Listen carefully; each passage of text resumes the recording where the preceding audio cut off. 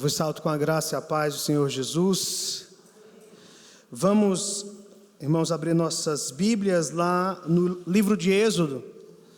Êxodo 20, versículo 17. Hoje é a nossa última exposição nos mandamentos, os 10 mandamentos. Finalizaremos hoje expondo o 10º mandamento. Eu queria que pudéssemos ler juntos Êxodo 20, versículo 17.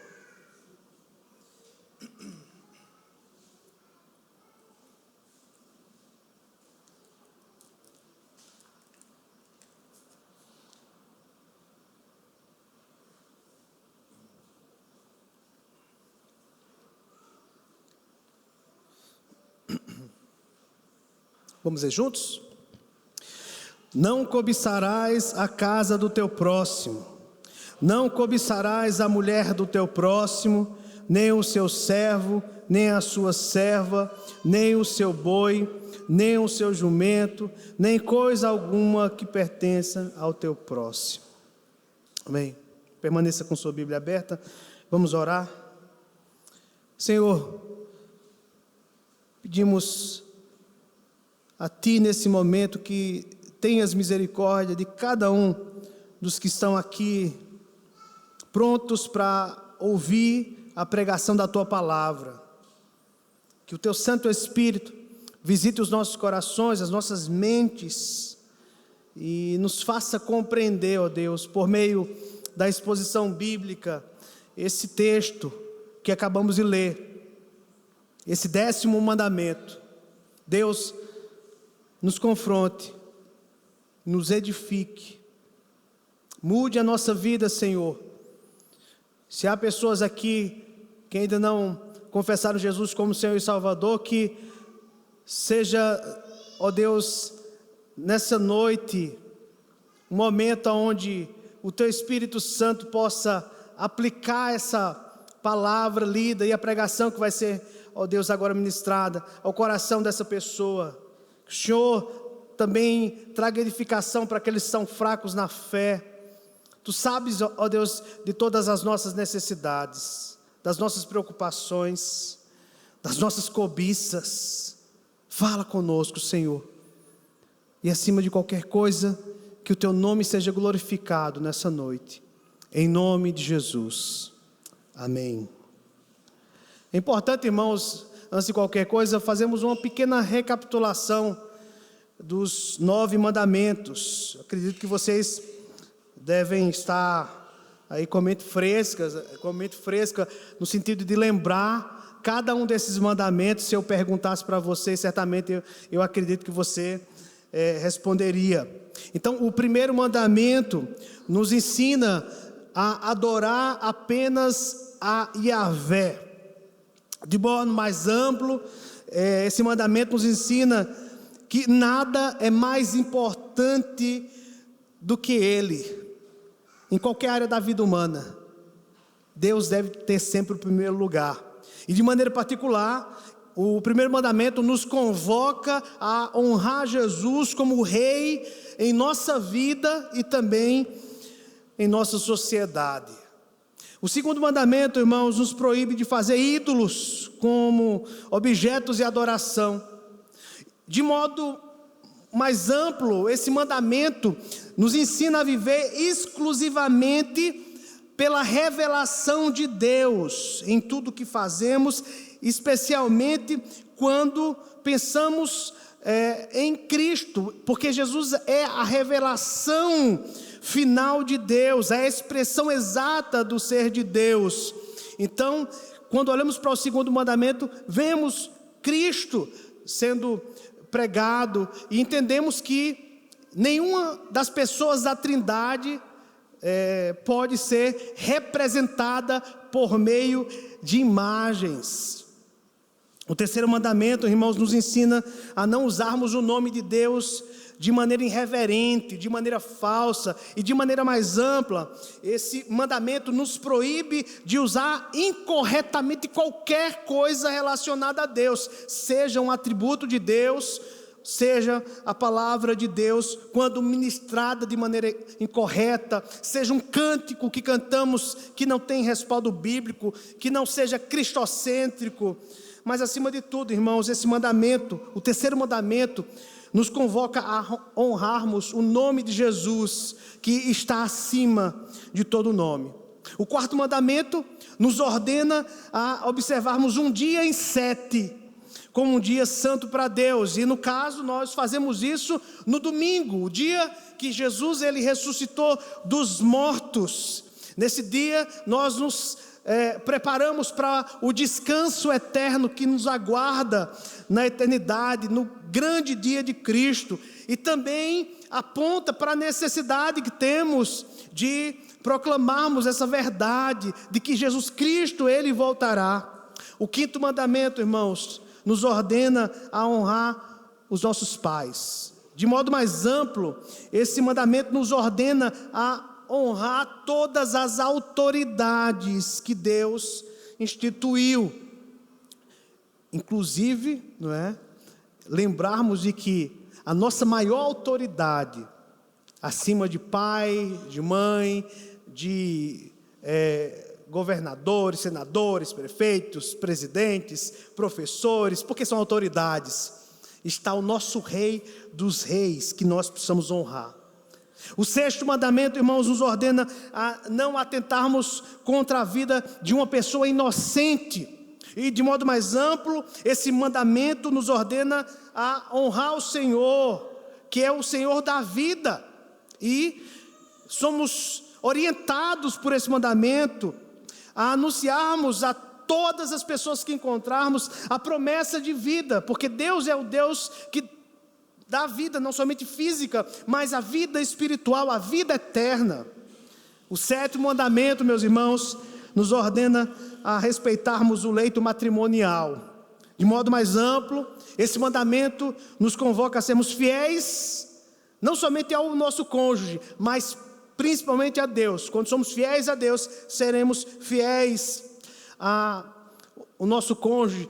E mais ainda, somos convocados por meio desse mandamento a sermos fiéis ao noivo da igreja, que é o Senhor Jesus. O oitavo mandamento, irmãos, nos ordena a não tomarmos o que pertence a outro. De modo mais amplo, esse mandamento nos adverte contra tomarmos para nós mesmos o que pertence apenas a Deus. O nono mandamento, que ministramos a semana passada, nos proíbe de distorcermos a verdade para ferir o próximo. De modo mais amplo, esse mandamento nos convoca a sermos testemunhas de Jesus, que é a verdadeira testemunha. Lembramos, irmãos, aqui do que eu falei em um dos pontos do sermão, que a Trindade, ela é verdadeira, e por isso nós devemos ser verdadeiros. Nós somos o povo da verdade. Então chegamos ao 10º mandamento. O 10º mandamento nos ordena a não desejarmos nada contrário à vontade de Deus. De modo mais amplo, esse mandamento nos ensina que todos os pecados começam nos desejos do coração. Meus irmãos, pensemos um pouco. A criação de ídolos, a quebra do 4º mandamento de guardar o dia do Senhor, a desonra à autoridade, o assassinato, o roubo, o adultério, a calúnia, eles podem ser identificados por um espectador, mas a cobiça não. A cobiça não, porque a cobiça, ela se esconde dentro do nosso coração, porque o nosso coração é pecaminoso. Em vez de nos contentarmos, nós cobiçamos. O 10º mandamento, meus irmãos, revela que a lei de Deus é espiritual, requerendo obediência do coração, porque é Deus quem julga as motivações do nosso coração. Possa ser que não sejamos julgados pelos homens, pela quebra dos outros mandamentos, mas quando chegamos no 10º mandamento, nos deparamos com essa verdade, que a lei é espiritual. A lei não deve ser só praticada no nosso dia a dia, no que fazemos, mas também no que nós sentimos, no que nós pensamos, no que nós desejamos. Então, irmãos, em primeiro lugar, o 10º mandamento proíbe a cobiça. O que significa cobiçar? Meus irmãos, cobiçar é ansiar, desejar algo com muita força, almejar por algo que não pertence a nós, pertence a outro. Cobiçar é um desejo excessivo de possuir de forma errada algo que pertence a outra pessoa. Cobiçar, meus irmãos, é um desejo imoderado, descontrolado, egoísta. É fato que Deus nos criou como criaturas que possuem desejo. Essa palavra no hebraico significa, meus irmãos, ela é uma palavra neutra, não é? Significa desejar, hamad, essa pronúncia no hebraico. É somente quando direcionamos de maneira equivocada os nossos desejos, que ele se torna algo pecaminoso, se torna mal. Veja, desejar comer não é pecado. Nós precisamos comer. O desejo de alimentos nos lembra de comer. Nosso desejo de fazer algo útil nos motiva para o trabalho. Nosso desejo de amizade nos atrai para a comunidade. Nosso desejo de intimidade, inclusive intimidade sexual, nos leva para o casamento. Temos muitos desejos, meus irmãos, desejos saudáveis, incluindo o mais profundo de todos os desejos, que é conhecer a Deus. Então Deus nos criou para desejar as coisas boas da vida, as coisas que Deus nos dá. Mas infelizmente os nossos desejos, eles estão corrompidos pelo pecado. Muitas vezes nós queremos a coisa errada, da forma errada, no momento errado e pela razão errada. E é isso que o 10º mandamento proíbe. Eu queria que vocês pudessem observar o que diz o breve catecismo de Westminster, na resposta à pergunta 81. Diz assim: o 10º mandamento proíbe todo o descontentamento com a nossa condição, todo o movimento de inveja, ou pesar à vista da propriedade do nosso próximo e de todas as tendências ou afeições desordenadas a alguma coisa que lhe pertence. Sempre, meus irmãos, há um elemento de inveja na cobiça. Antes de Eva comer do fruto proibido, ela o cobiçou. Gênesis 3:6. Não porque ela a admirasse como uma fruta em si mesmo, mas porque Satanás a tentou a invejá-la, dizendo-lhe que se ela a comesse, ela seria igual a Deus. Eva comeu do fruto para obter o quê? Para obter algo que nunca deveria ser seu. Desde esse dia, meus irmãos, até agora, o ser humano vive para cobiçar o que não é seu. Um lugar evidente onde a inveja se manifesta é numa creche. É no lugar onde você encontra muitos bebês. Nada desperta tanto o interesse de uma criança por um brinquedo como vê-lo nas mãos de outra criança. E a transição da cobiça para o roubo é quase instantânea, porque a criança vê o brinquedo ali com a outra criança e ela deseja aquilo para ela, e ela vai lá e pega para ela. É algo instantâneo. A criança já nasce com esse impulso por causa do pecado original. Os adultos, eles são mais sutis, mas igualmente culpados do mesmo pecado. Porque, meus irmãos, é a cobiça que nos causa aquele pequeno momento de decepção sempre que alguém obtém algo que nós desejamos, sabe? Aquilo que você tanto desejava, aí você vê ali outra pessoa obtendo aquele bem, aí você fica decepcionado. Isso é cobiça. O apóstolo Tiago capítulo 4, versículo 1 e 2, ele diz assim, veja as perguntas que ele faz. Tiago, capítulo 4, versículos 1 e 2. De onde procedem guerras e contendas que há entre vós?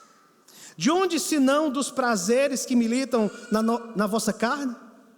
Cobiçais e nada tendes, matais e invejais e nada podeis obter, viveis a lutar e a fazer guerras.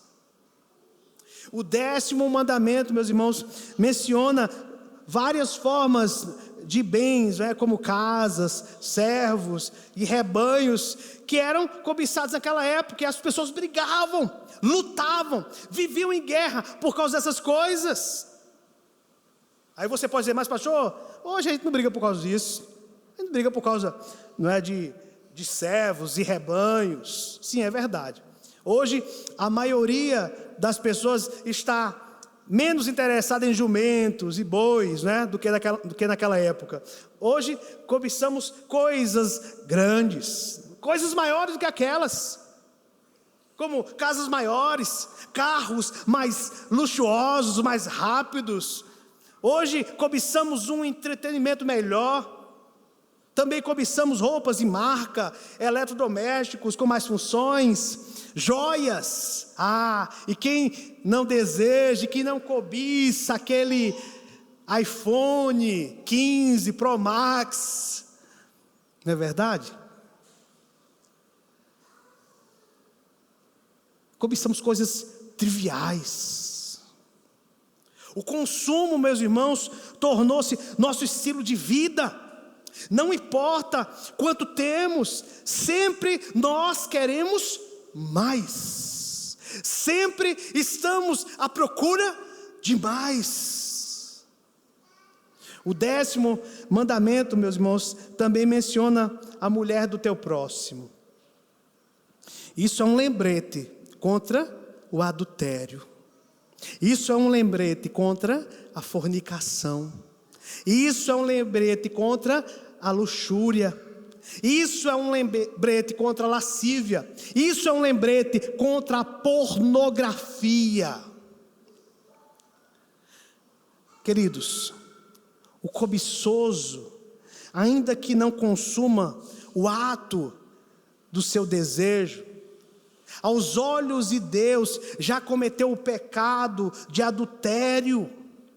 Pois Deus julga não apenas o ato, mas também a intenção e o desejo.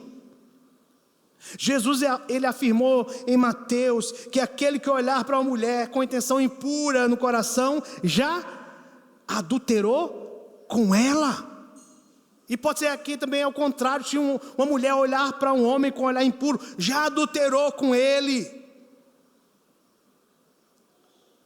O 10º mandamento, meus irmãos, menciona várias coisas que somos tentados a cobiçar. No entanto, observem que a lista não é exaustiva, porque ela termina com essas palavras. Observem aí no versículo 17 de Êxodo 20. Termina assim: nem coisa alguma que pertença ao teu próximo. Essa declaração fecha qualquer possibilidade de exceção. Nós somos proibidos de cobiçar qualquer coisa. Nós não podemos, não devemos desejar os atributos de outra pessoa. Você não pode cobiçar a idade de outra pessoa. Ah, como eu queria ser mais novo. Como eu queria ser mais velho. Como eu queria ter a aparência de fulano. A inteligência, os talentos. Você não pode cobiçar essas coisas. Não devemos cobiçar a situação do nosso próximo, da vida que ele possui, o casamento que ele tem. Tem pessoas que cobiçam o casamento. Ah, eu queria que a minha mulher fosse daquele jeito, eu queria que meu esposo fosse daquele jeito, eu queria que os meus filhos fossem daquele jeito. Tem pessoas que cobiçam a solteirice, cobiçam filhos. Não devemos cobiçar conquistas espirituais, irmãos, de outras pessoas.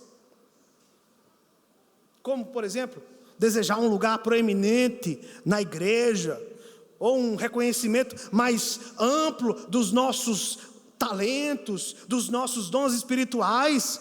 Nós não podemos cobiçar essas coisas.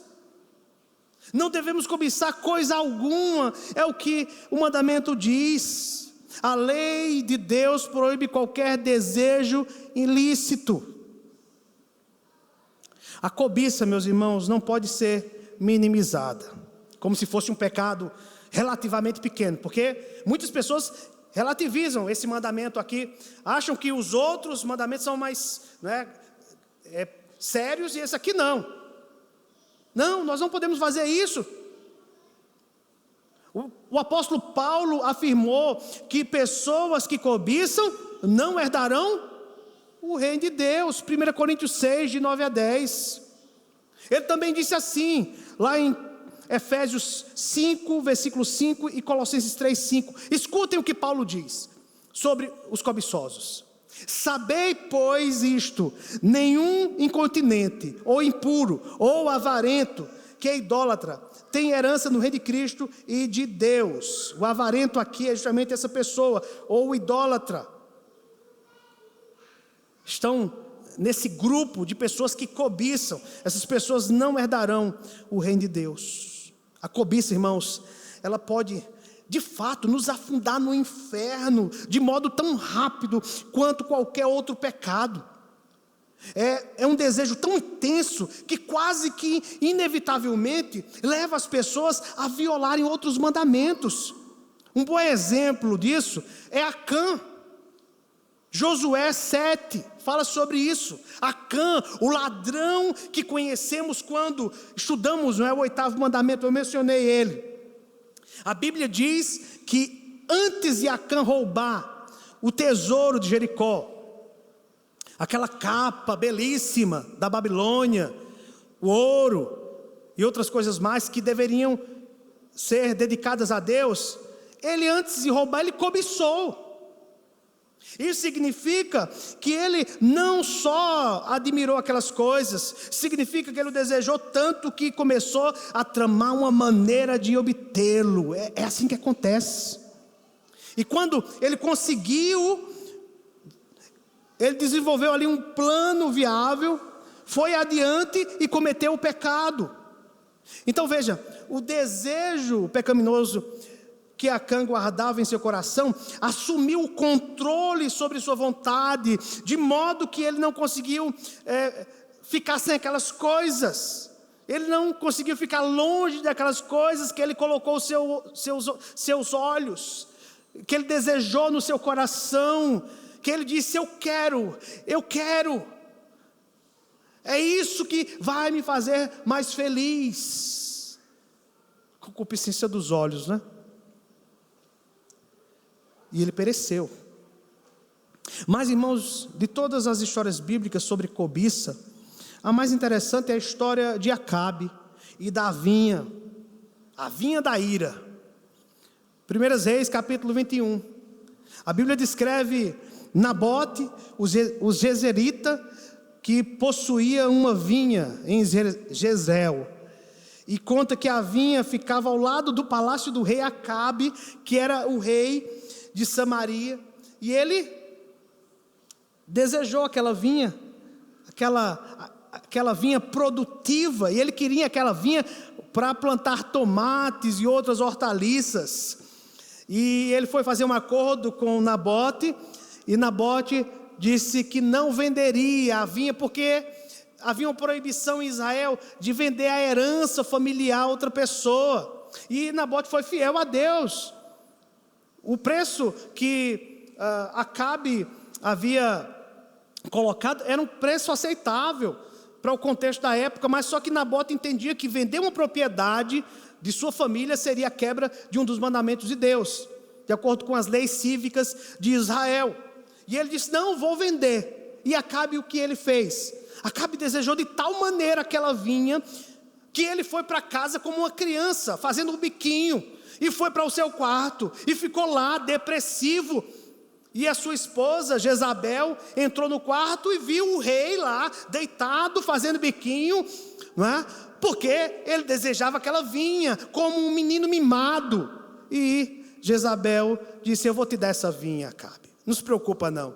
Ela tramou um plano, onde Nabote, ele foi condenado à morte. 2 falsas testemunhas foram lá e falaram que ele havia blasfemado, e ele acabou morrendo. Veja aonde a cobiça de Acabe levou esse homem. Veja o que a cobiça de Acabe levou a própria Jezabel a realizar: a morte de um homem por causa de uma vinha. É claro que Jezabel e Acabe, eles pereceram, eles morreram. O profeta foi lá e disse: olha, Elias, vocês vão morrer. O sangue de vocês vão ser derramados e vocês vão ser comidos por cachorros, por cães. E foi isso que aconteceu, irmãos. Eles pereceram. Mas aqui nós temos o exemplo de que a cobiça pode levar o homem e a mulher a quebrar todos os outros mandamentos. Irmãos, toda a nossa insatisfação vem do mesmo tipo de raciocínio.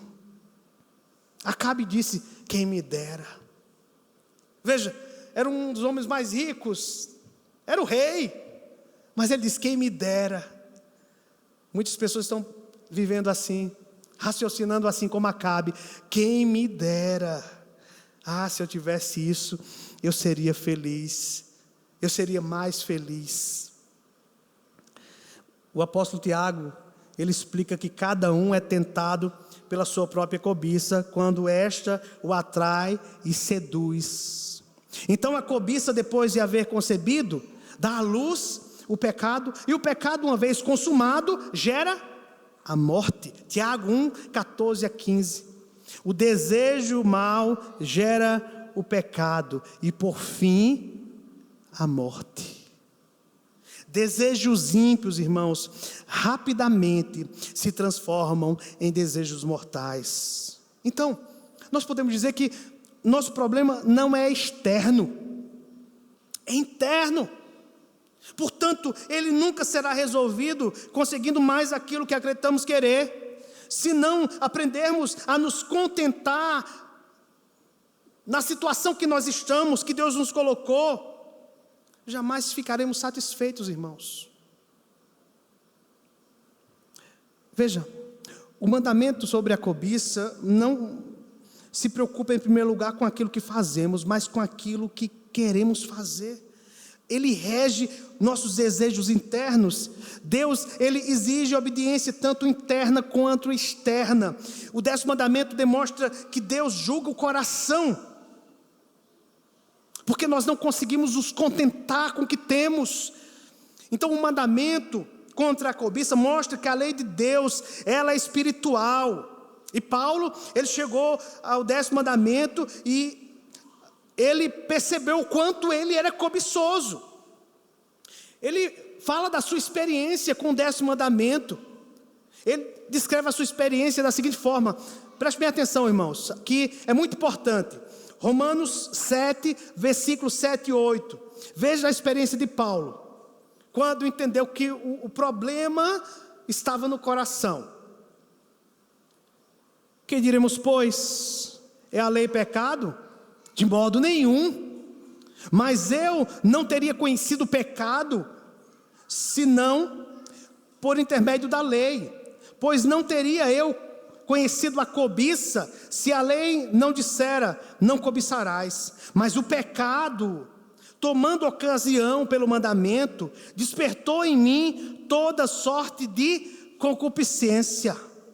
Veja, a lei penetra como uma câmera de raio-x e faz uma leitura dos propósitos mais secretos do coração, trazendo à luz seus desejos mais pervertidos.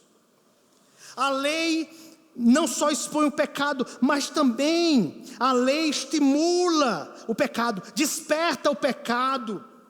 Tudo que é proibido desperta em nós, é despertado em nós quando a lei é colocada diante do pecador. Veja, aí você pode dizer, mas como assim? Paulo disse que a lei é santa, como é que a lei pode estimular o pecado?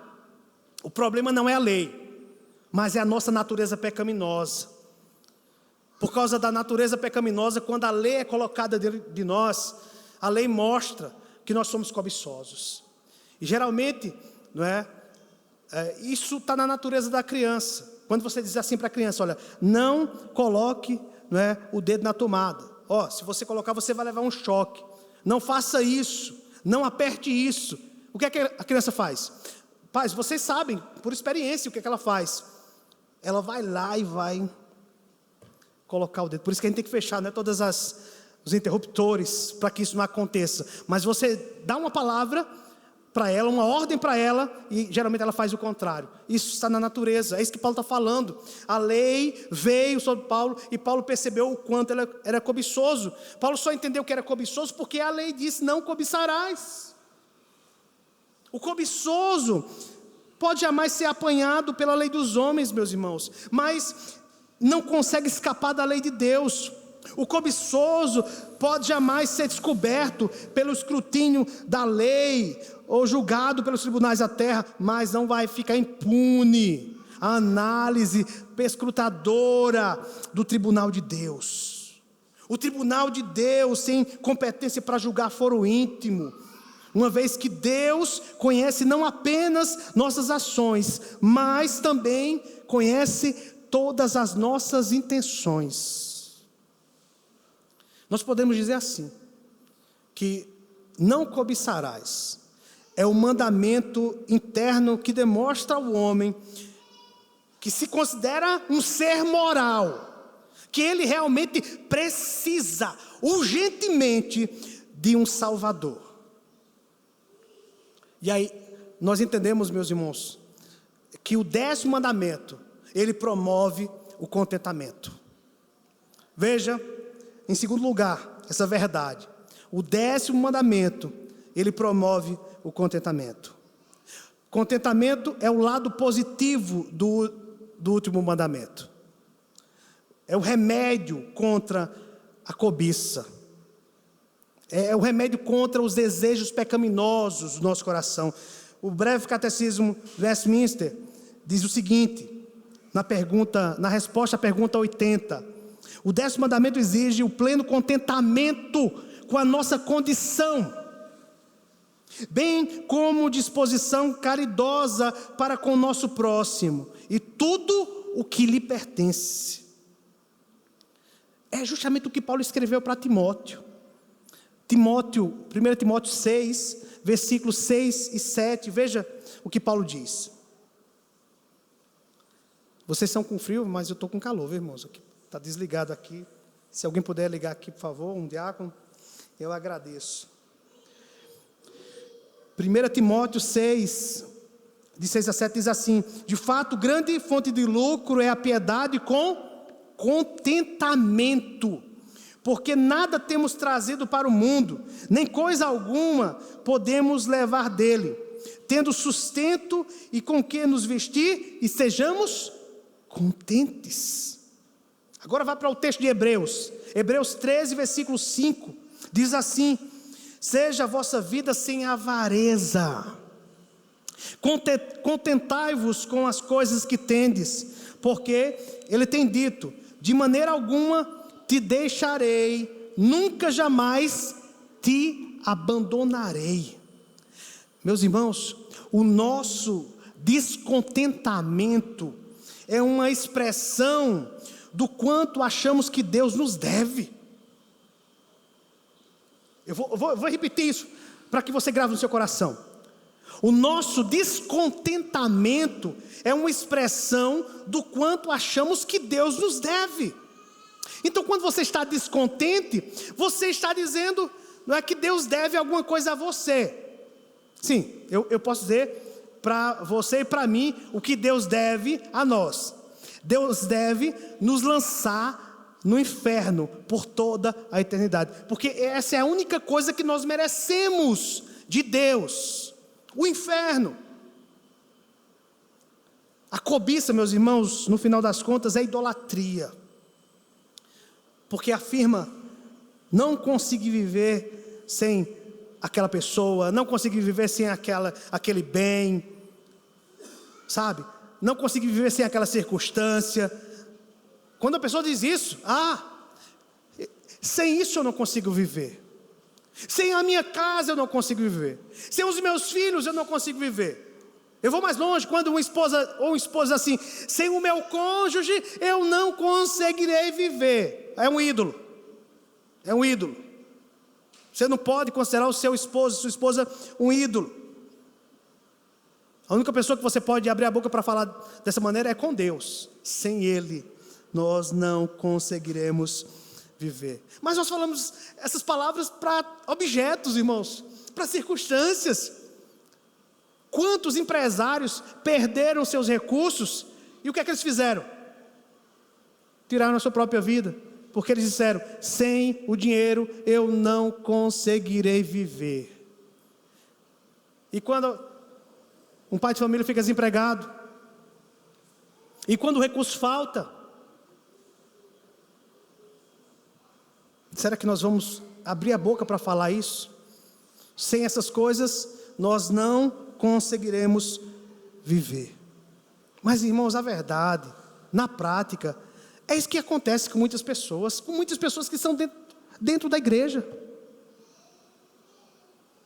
Agora perceba, contentamento significa querer o que Deus quer para nós, em vez de querer o que nós queremos para nós.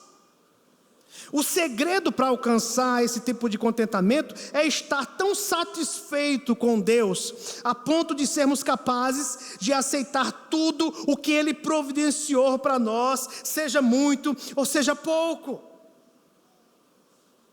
Você que está aqui nessa noite, está satisfeito com Deus? Você está satisfeito com a vontade de Deus para a sua vida? Irmãos, a cobiça é uma questão teológica. No fim das contas, diz respeito ao nosso relacionamento com Deus. O puritano Jeremiah Burroughs explicou o que devemos dizer a nós mesmos sempre que formos tentados a ficar insatisfeitos. Ele disse assim: encontro uma satisfação suficiente em meu próprio coração por meio da graça de Cristo que está em mim. Apesar de não ter confortos externos e agrados terrenos para satisfazer as minhas necessidades, tenho uma porção suficiente entre Cristo e a minha alma para satisfazer-me em qualquer condição. Irmãos, houve um período na vida do salmista Asaf, que ele se decepcionou com Deus.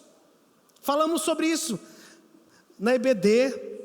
Ele viu como os homens maus prosperavam. Eu estou me referindo ao Salmo 73. Ele observou a vida do ímpio. Ele observou para a ostentação dos ímpios. Isso o deixou irritado com Deus. Isso o deixou amargurado com a vida que ele tinha.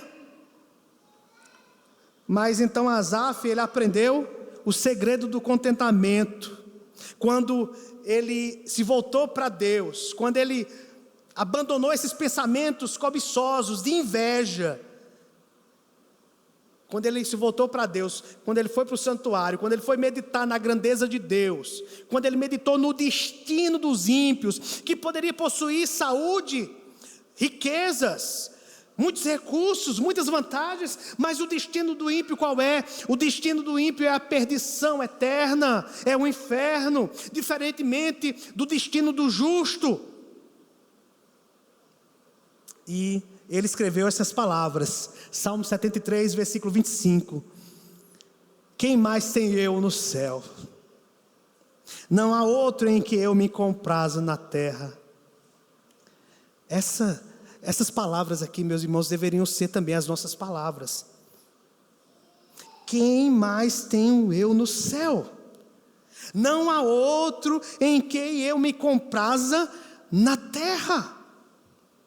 Meus irmãos, contentar-se é confiar e descansar na providência de Deus, é estar satisfeito com o que o Senhor nos oferece, como o apóstolo Paulo, ele concluiu lá em Filipenses 4:11, até o versículo 13, ele disse assim: digo isto, não por causa da pobreza, porque aprendi a viver contente em toda e qualquer situação, tanto sei estar humilhado, como também ser honrado, de tudo e em todas as circunstâncias já tenho experiência, tanto de fartura como de fome, assim de abundância como de escassez. Em outras palavras, Paulo aprendeu que o contentamento não depende das circunstâncias, não depende da nossa situação na vida.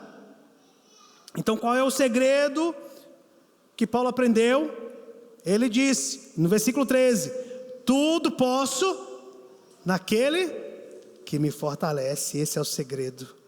Tudo posso. Eu posso passar qualquer coisa. Eu posso passar uma grande escassez. Mas tudo posso. Por causa daquele que me fortalece. Possa ser que eu não tenha nada. Nenhum recurso. Nenhuma companhia. Mas tudo posso naquele que me fortalece. O Senhor é tudo o que precisamos desejar, meus irmãos. Por isso, o que mais precisamos nessa vida é de Jesus Cristo. No Senhor Jesus nós temos salvação, temos perdão para os nossos pecados, alívio para a nossa alma, força nas tribulações, companhia nas tempestades da vida. Cristo, meus irmãos, é suficiente para todos nós, em toda e qualquer situação. Cristo é suficiente. Você não precisa de mais nada. Se você tem Cristo, você tem absolutamente tudo. Por isso que Jesus ele disse, no texto que nós lemos agora há pouco: buscai, pois, em primeiro lugar o reino de Deus e a sua justiça, e todas aquelas coisas que você deseja, se for da vontade de Deus, todas elas serão acrescentadas. Mas o seu objetivo primário de vida não é buscar essas coisas, se desgastar buscando comida, vestimentos, um carro novo, uma casa nova. Você não pode se desgastar com essas coisas. Em primeiro lugar, você deve buscar o reino de Deus e a sua justiça, e todas essas coisas no tempo certo serão acrescentadas. Mesmo se perdermos todas as coisas, mas se tivermos Cristo, isso nos será suficiente. Como Paulo, ele afirmou em Filipenses 1:21, para mim viver é Cristo e morrer é lucro. Vamos repetir juntos? Para mim, viver é Cristo e morrer é lucro. Aqui eu quero citar, irmãos, o raciocínio de um teólogo sobre o que acabamos de citar. Veja, se Deus ele providenciou tão rica salvação em Cristo Jesus, antes da fundação do mundo, para nós, para miseráveis pecadores como nós, se Ele nos escolheu antes da fundação do mundo, se Ele nos chamou no tempo, se Ele nos redimiu, se Ele nos adotou em sua família, se Ele nos justificou, se Ele enviou o seu Espírito para nos ajudar a crescer na semelhança de Cristo, meus irmãos, veja a lógica, certamente podemos ter a certeza de que Ele cuidará dos assuntos menos essenciais da existência diária. Ele prometeu que nunca nos abandonará, porque Ele é o Deus conosco, é o nosso refúgio, é a nossa fortaleza. De que mais você precisa, meu irmão? De que mais você precisa, minha irmã? O que é que você tem mais almejado na sua vida? O que é que ocupa tanto a sua mente, o seu coração? Volte-se para o Senhor. Descanse na providência de Deus. Alegre-se na presença de Deus. Nossa alegria, meus irmãos, não está em coisas, não está em circunstâncias, não está em pessoas. A nossa alegria está no Senhor. A alegria do Senhor é a nossa força. Talvez a maior força que possamos reunir contra a cobiça, irmãos, seja nos regozijarmos, termos um coração grato, porque, meus irmãos, a gratidão leva a vida cristã para longe da perigosa areia movediça do descontentamento. É difícil estar contente em todas as circunstâncias se a gratidão não habita em nossos corações. É preciso ter um coração grato. O apóstolo Paulo, em Filipenses 4:6, depois de falar que a alegria do Senhor era a nossa força, ele nos exorta para que, quando estivermos lutando contra a ansiedade, devemos fazer com que essa nossa ansiedade seja conhecida diante de Deus. E as nossas petições, elas não podem ser feitas resmungando. As nossas petições devem ser feitas com ações de graças. Todas as nossas súplicas devem ser feitas com ações de graças. Ou seja, devemos agradecer a Deus por aquilo que temos recebido de suas mãos bondosas. Toda boa dádiva e todo dom perfeito são lá do alto, vem lá do alto, do próprio Deus. Não apenas nos alegrarmos naquilo que pessoalmente recebemos, mas também, meus irmãos, devemos nos alegrar nas boas dádivas que Deus tem dado ao nosso irmão. Eu pergunto para você, você tem se alegrado com as vitórias do seu irmão? Você tem se alegrado com o crescimento financeiro do seu próximo? Porque quem tem um coração contente, grato, se alegra ao ver o crescimento espiritual, a prosperidade do seu próximo. Ele não vai invejar, ele não vai cobiçar, ele vai agradecer a Deus por tudo aquilo que Deus tem feito na vida do seu próximo. Por isso nós precisamos ecoar, meus irmãos, as palavras do salmista. Salmo 40, versículo 5, diz assim: são muitas, Senhor, Deus meu, as maravilhas que tens operado, e também os teus desígnios para conosco. Ninguém há que se possa igualar contigo. Eu quisera anunciá-los e deles falar, mas são mais do que se pode contar. Aí, meus irmãos, nós nos lembramos de uma canção, não é, do Inário. O hino 63 tem como título As Muitas Bênçãos, que diz assim: se da vida as vagas prozelosas são, se com desalento julgas tudo vão, conta as muitas bênçãos, dize-as de uma vez, e verás surpreso quanto Deus já fez. Conta as bênçãos, dize-as quantos são, recebidas à divina mão, vem dizê-las todas de uma vez, e verás surpreso quanto Deus já fez.